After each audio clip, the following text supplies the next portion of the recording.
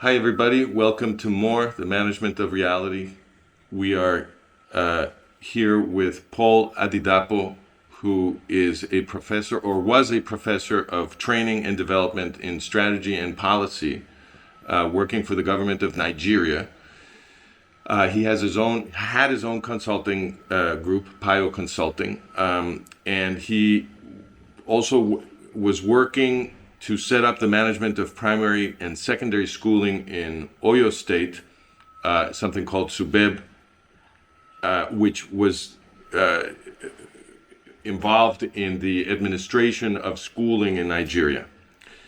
And he has been 6 months now in Spain as a refugee because he was attacked by Muslim jihadis in Nigeria and left for dead. Is that correct? They thought he was dead, so that's how he survived. He was in a coma for some time, and he has agreed to talk to us because we are trying to make more people aware of what is happening with the anti-Christian genocide that is going on in many different parts of the world. Many Christians are being murdered and oppressed and enslaved by Muslim jihadis in different parts of the world, but now Nigeria is considered to be the worst place now, right? That where most killings of Christians are taking place. So he has agreed to talk to us, and he's going to tell us about his experience, and we're going to try to provide some context so that people can understand what's going on. Paul Adedapo, thank you very much for speaking with us. Thank you for having me. Please tell us first a little bit about Nigeria. It's my understanding that Nigeria is an ethnically very diverse country where there are two main ethnic groups, Igbo and Yoruba. Is this right? Yeah. And what are the distribution? What's the distribution of the religions?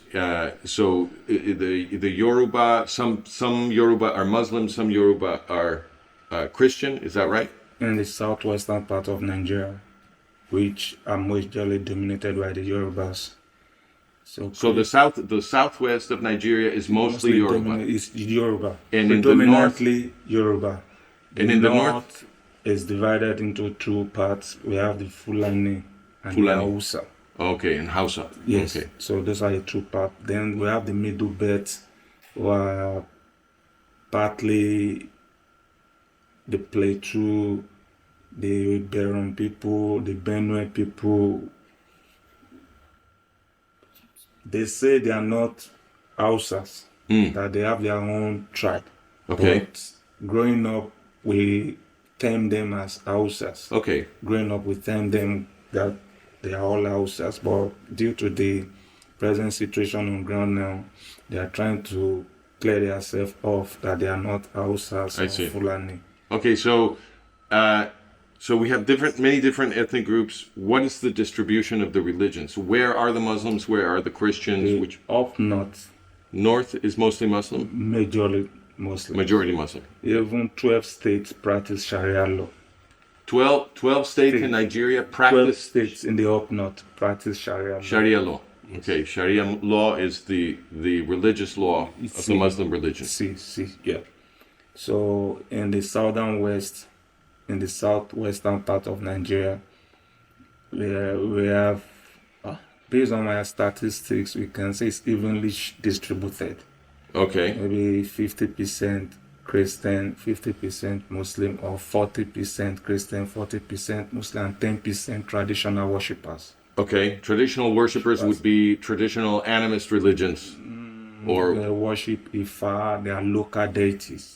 Local deities. Yes. I see. So that's why we can say 40%. So your own ethnic group, Yoruba, is more or less evenly divided between Christians and Muslims, and then there's a few of traditional who are traditional African religions. Okay, and the other main ethnic group is the Igbo.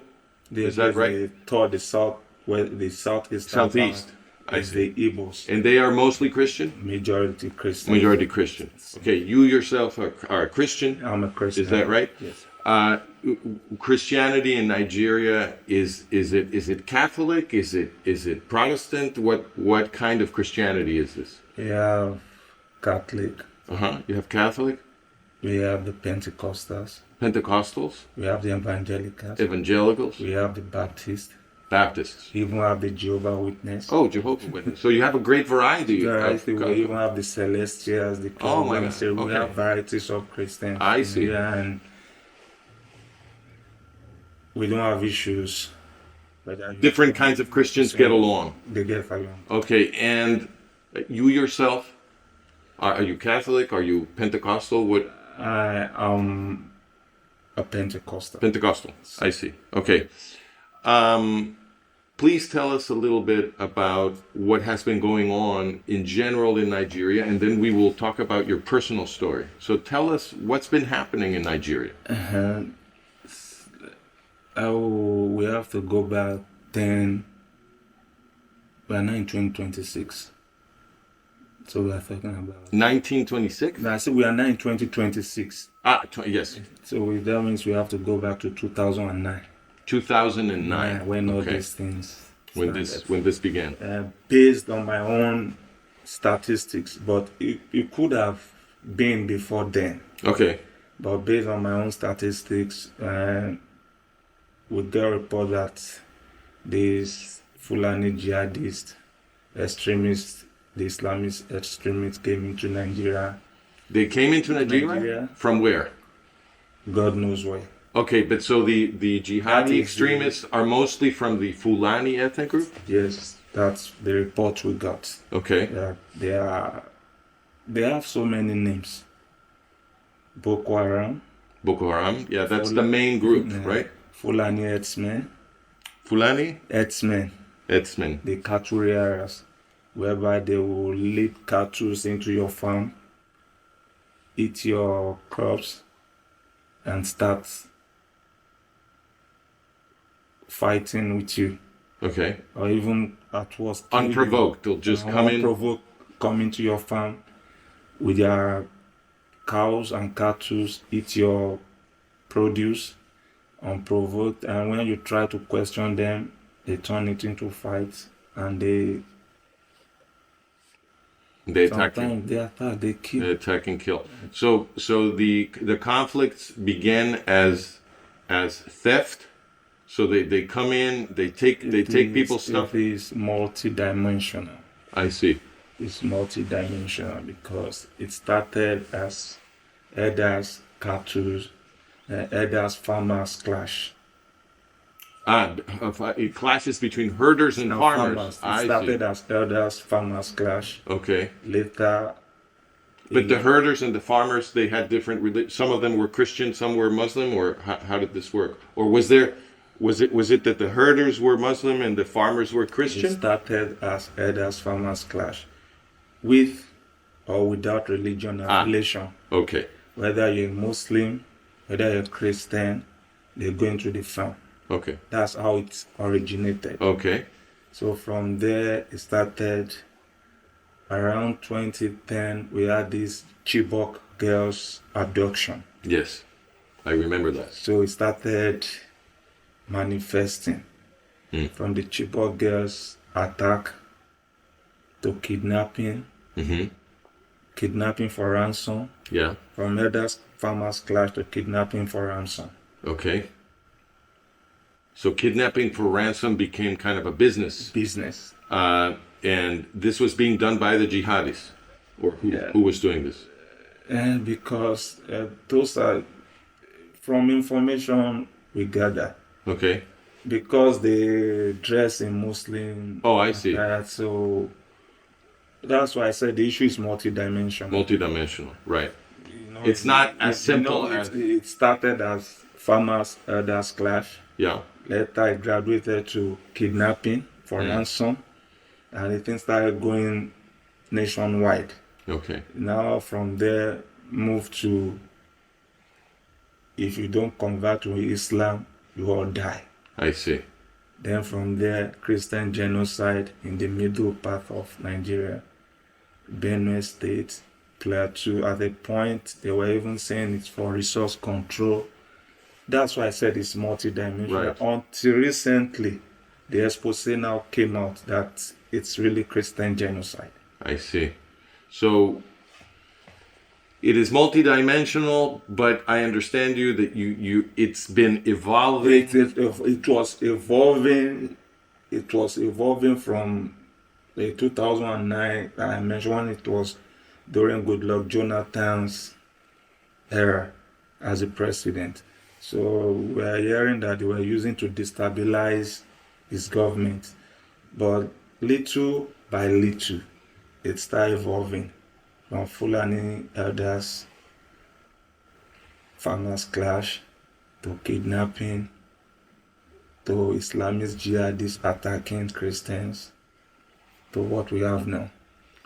So based on documents, majority of the people attacked are majority Christians. Okay, what do the... Not that they don't kill Muslims, they kill Okay. Muslims as well, but Yes. majorly.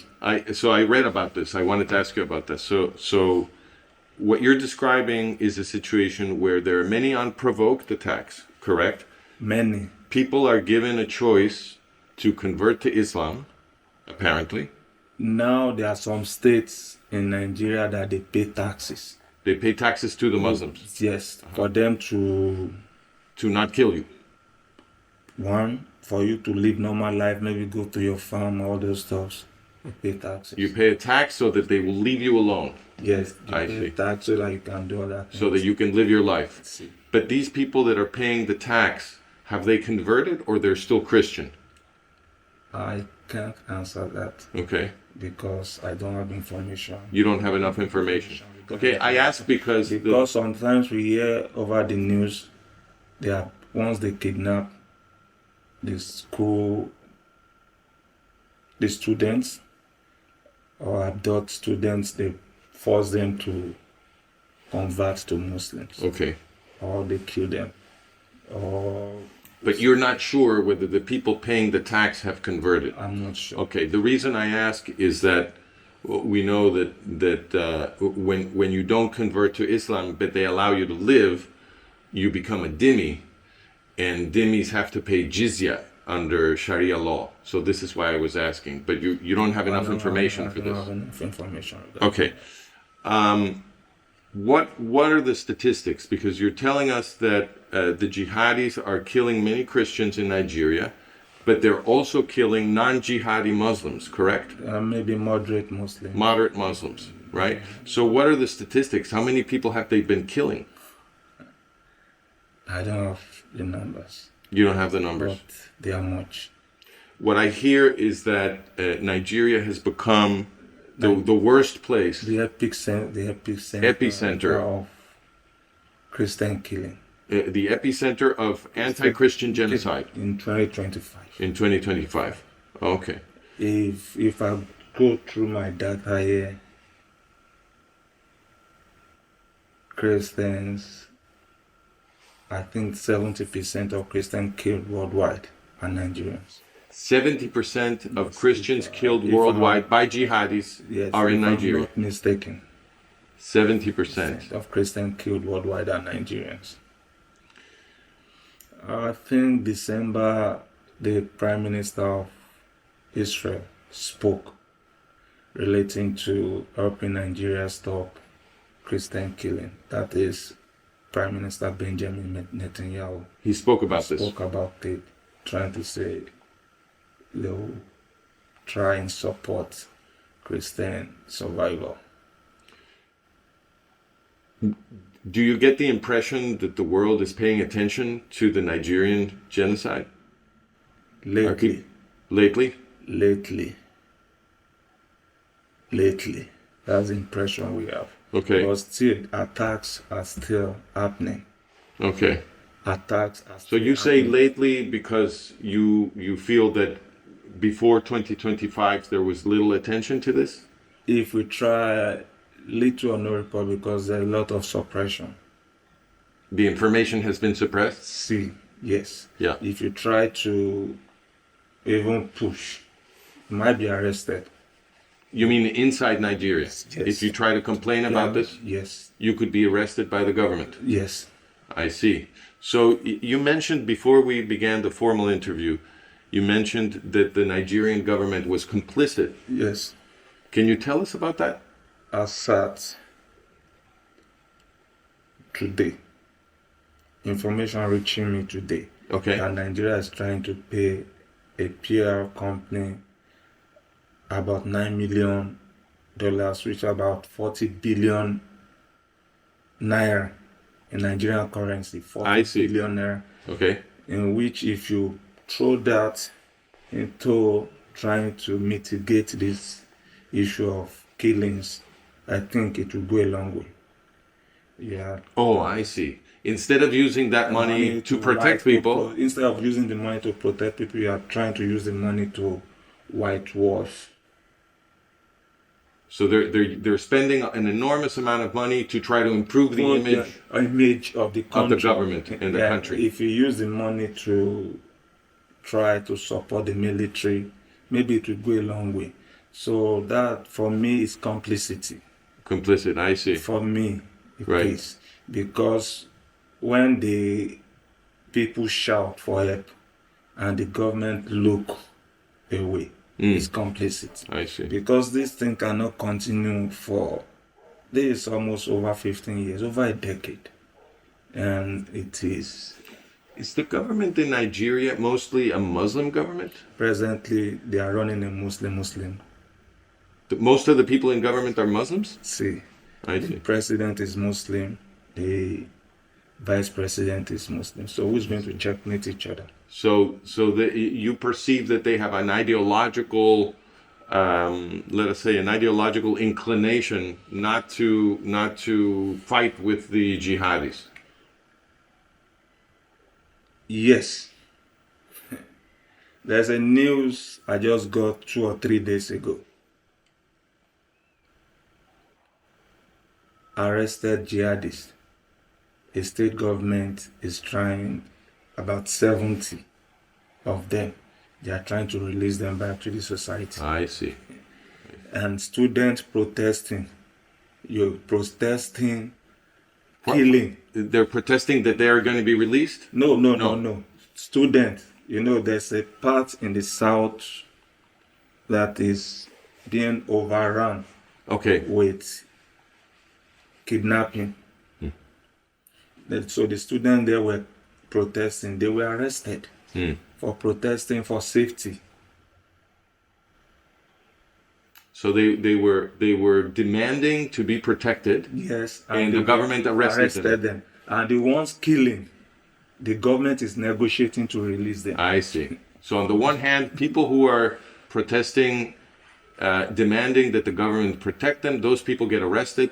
The people who are doing the killing, who've been arrested, the government is trying to release them back into society. Yes. I see. Please tell us about your own personal experience. What happened? Really, it was a sad day. I don't like remembering that day because I will start crying because It's okay. we've been hearing of attacks in different parts of the country, in different parts of the states. There was an attack in some part of the state a year before, 2 years before. So on this fateful night, we just had this. It happened in the middle of the night. We just had this noise. Where were you? In my room, In your own room, in your own house? in my house. So the man I called my uncle that accommodated me, he was killed. This is the man whose house you were living in? Yes, was killed. So in the process of trying to run for cover, I was macheted. They want to kill me. Don't let me be plain. They want to kill me. So in trying to defend myself, crossed my hand on my face. So I went into coma. Maybe the impression was he's dead. I see. And they left me. So God on my side, so I was rushed to the hospital. I didn't know what happened because I was in coma. You were unconscious? I was unconscious until I regained consciousness. So that was the last part Was anybody else killed? Your uncle, the man you call your uncle, was killed? And some other guys were injured. Okay. All of them in the same house? And In the this same community. in the same community? Yeah.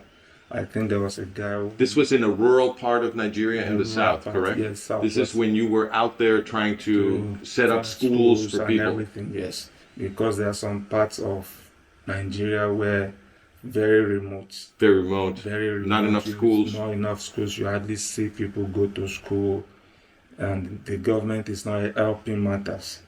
The budget for education is as less, as minute as nothing. It's little as nothing. I see. So we try, sometimes we do voluntary training for students. So you were not even getting paid for this work? No, aside, it was a side paid, thing. We do voluntary, because education, I love education. I believe in education. I believe in educating people, because I believe education is like the light in darkness. So sometimes I train students personally using my own personal fund. I see. So on this attack, so it was until I gained consciousness, so I now start getting feelers that this night these people came and this what happened. Thank God for you. Your uncle lost his life in the course of the defense, but you are just fortunate. And I was like, wow. And since then I've been looking for a way to, because I don't feel safe anymore. So you left Nigeria after this because you fear for your own life? Yes. And let me shock you.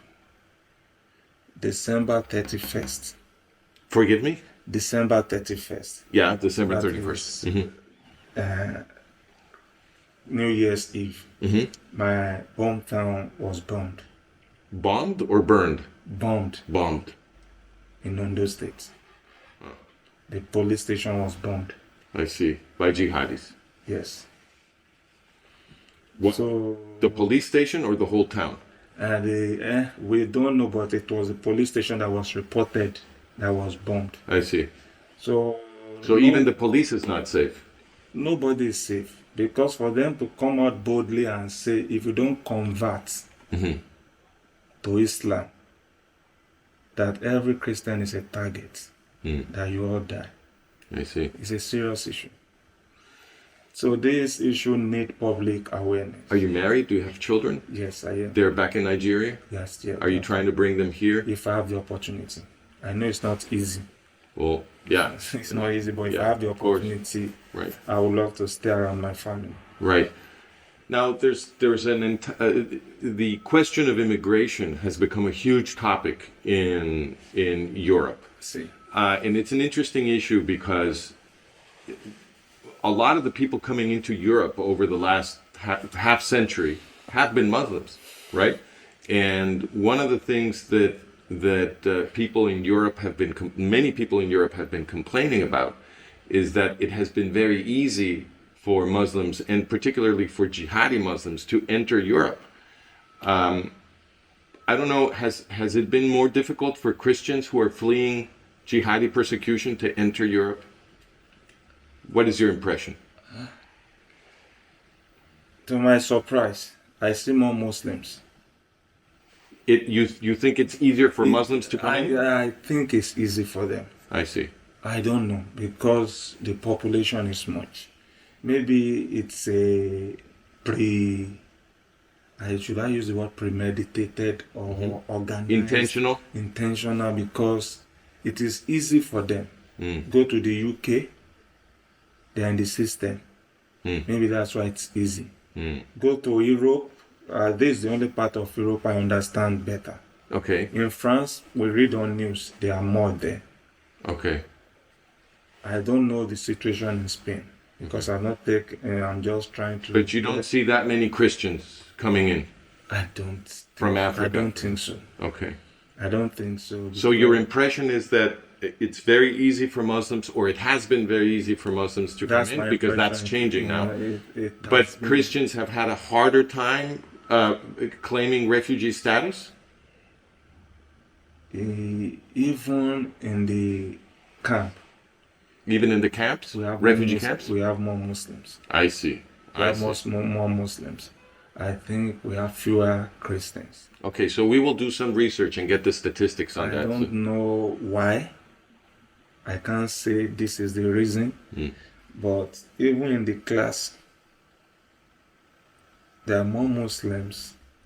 That's interesting. So we have a situation in Nigeria, just to summarize, Okay. where we have armed jihadi groups killing Christians, right? You would think then that Christian countries in Europe would be welcoming the Christian refugees who are getting killed by the jihadis. But what you're describing is that the refugee camps in Nigeria, right? No, the refugee camp that I've experienced in Spain. Okay. So the refugee camps in Spain, which are refugee camps for Nigerians or for people from For everywhere? people from everywhere. Okay, so we have jihadis killing Christians in different parts of the world, not just Nigeria. Not just Nigeria. But the refugee camps in Spain there are more Muslims than Christians. I can't say Okay. precisely whether it's for Christian attacks or for different For different reasons. reasons. Okay. Some may be because of military takeover in their country. Some for maybe economic reason. Okay. I don't know. You don't know. Everybody have their own peculiar Their own stories. stories. Yeah. But for me, it is the Christian attack. Okay, but at any rate, what you observed in the refugee camp was that Christians were a minority in the refugee camps. Yes. Can you guess at the percentages? I know there are more Muslims. But you can't give me an estimate. I can't give you. Okay. In my own, let me say my own class or my own set, I can count myself as a Christian and some few. A few others were Christian, Yes. and the majority were Muslim. Majority Muslims. Some Okay. are just not Christian, not Muslim. Okay. They are just in between. Okay. But we have majority Muslims.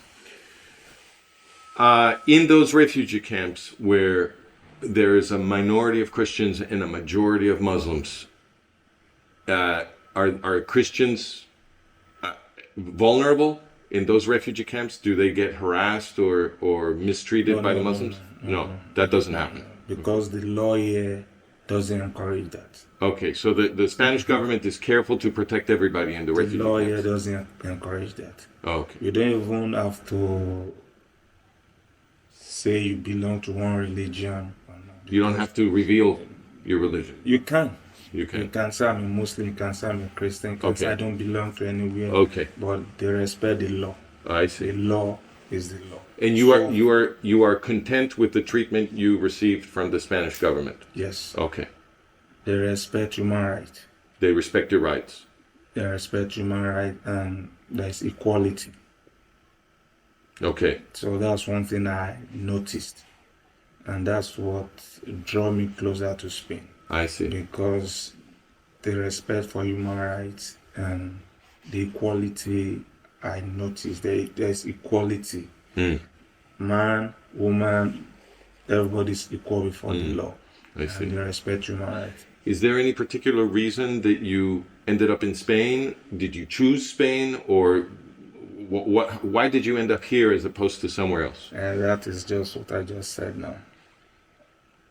The respect for human rights and the equality. Yes, but my question is, do you feel that that's better in Spain than, say, the UK or France, or did you choose Spain, or I did you think just it's end up? better in Spain. It's better in Spain. It's better in I Spain. see. It's Oh, better in Spain. okay. Okay. It's better in Spain. Now, the group that attacked you when you were attacked, do you know who they are? Do they have a name? I understand that you were unconscious, but maybe people But told you. we call them Boko Haram. Oh, it was Boko Haram that attacked you. From my understanding, they belong to one set. They belong to one set. From the information filtered in, we're getting information that they are being sponsored by ISIS, ISIS. ISIS, they are being sponsored, so they just have different names. I see. So they have different local names, but they're all being sponsored by ISIS. Maybe these ones are the Fulani herdsmen. You use your cow Uh-huh. and cattle to destroy farms. These ones are bandits. You kidnap people. Okay. These ones are Boko Haram. You do the attack. You know, they just give them like departmental names. I see. That's my understanding. I see. They just give them departmental names where you, Fulani herdsmen, you create chaos using your cow. Okay. You bandits, you kidnap people for ransom. Maybe the money collected we used to buy equipment. Why? And all of these violent activities are justified because they're attacking infidels. Is that basically the rationale? That's Yes, it. that's the rationale. There wasn't. You don't necessarily have to have another reason. You don't, because I don't see any reason. Okay. Because based on report, the ones that they've killed, I hear they mention Allahu Akbar before. They say Allahu Akbar before they start killing people. Killing people. So what does that mean? So it is what it is. Okay.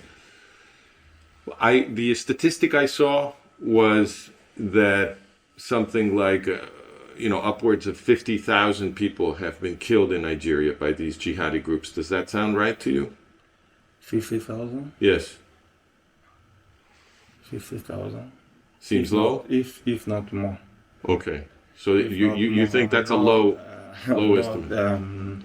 If we start counting from 2009 to date, I think it should be more. Okay. I don't have the figures with me. Okay, we will look them up. But that's what I remember reading. If there's something else I want to ask you, what's in the future for you? What are your plans? My plan is to impart knowledge. So this is part of what we're doing now, is part of what you mean to do. My plan is to impart knowledge, speak more. Speak more about the Nigerian genocide. Not only Nigeria. Tell me. All over the world. No, but about what's going... Oh, you mean about the anti-Christian genocide all over the world? All over the world. I see. Yes, because it's happening in other places too. If I microcosm to Nigeria, where I just do a microcosm Nigeria, then speak more if I have the opportunity. If I have the opportunity, speak more about Christian genocide in Nigeria, because it's happening. It's happening. People are dying. And you want to speak up about the Christian genocide in other places as well? If I have the opportunity, you speak up, because it has to stop. Yes. It has to stop, because what's the benefit of killing for religion? No. What is the benefit of killing your man, your next door neighbor, because it's not aligned to your religion? It doesn't Tell me something, Paul. Now that you are in Europe and that you are exposed to the media here and reporting here and the political culture, do you get the impression that the West has been slow to react to the anti-Christian genocide, or do you feel that the West has been paying enough attention to this, that we are sufficiently aware? The West, they have their own problems. So we are distracted. The West have their own problems. Iran, Palestine, Israel, Lebanon, Israel, Ukraine, Russia, US, Venezuela. We're too busy with our own problems. So everybody, but it seems that people in the West, all over the West, are paying a lot of attention to what happens in Israel.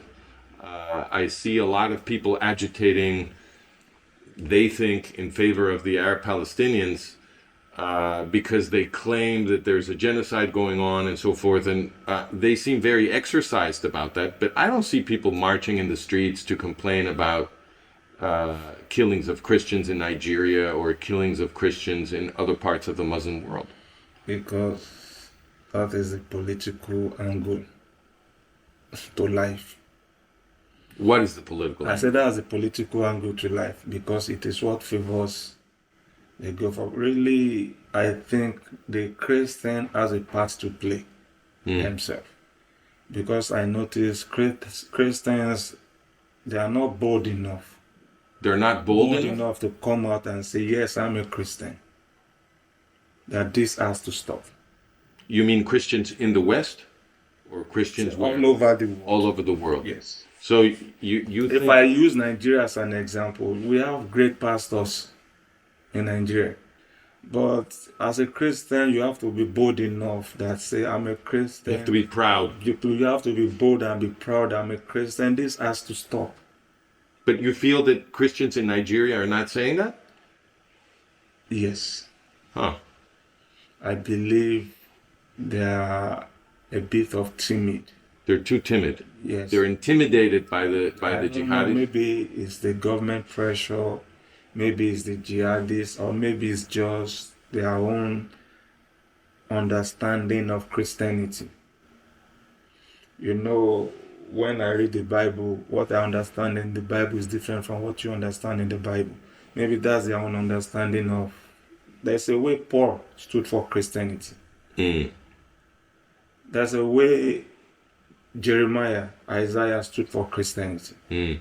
So maybe their own understanding of Christianity is different from, I don't know, maybe their belief is God will intervene when the time is right. I see. But I don't think it's like that. When they've wiped all Christians off the face of the earth, so you don't have to wait. Sometimes you have to speak. You have to create awareness. You have to speak up, because if you don't speak up, the next door neighbor might not know what is happening in your room. It's until you speak up. That's why I said the Christian has a fault.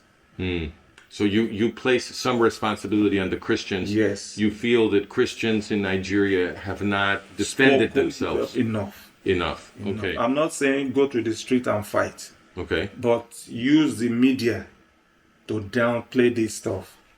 Use the media to shout. Use the media to speak. We have big pastors that they have a voice. Okay. That once you speak the word, yes. Okay. And what should Christians outside of Nigeria do to help?